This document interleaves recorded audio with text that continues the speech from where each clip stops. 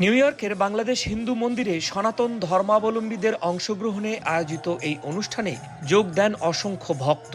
অক্ষয় তৃতীয়ার পুণ্য লগ্নে শ্রী শ্রী রাম ঠাকুরের ৭৫তম তিরোধান দিবস উপলক্ষে এই শুভ অধিবাস ও হরিনাম যজ্ঞ মহোৎসবের আয়োজন করে গুরুচক্র পরিবার ইউএসএ।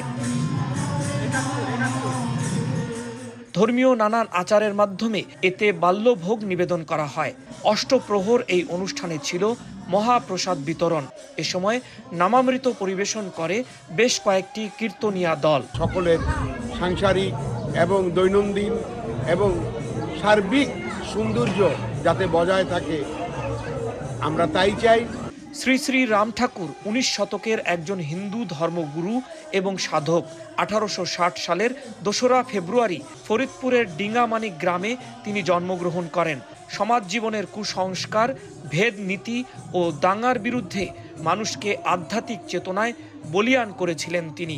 সবার মাঝে ছড়িয়ে দিয়েছিলেন অসাম্প্রদায়িক চেতনা। তাকে ভক্তি ভরে শ্রদ্ধা নিবেদন করতেই এমন আয়োজন।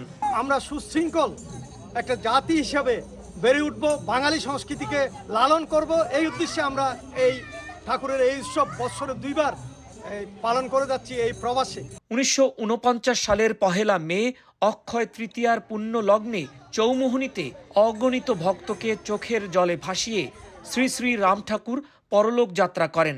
পৃথিবী জুড়ে শান্তি বিরাজ করবে এমন প্রত্যাশায় প্রতি বছরই এমন আয়োজন করে আসছে তার ভক্তরা।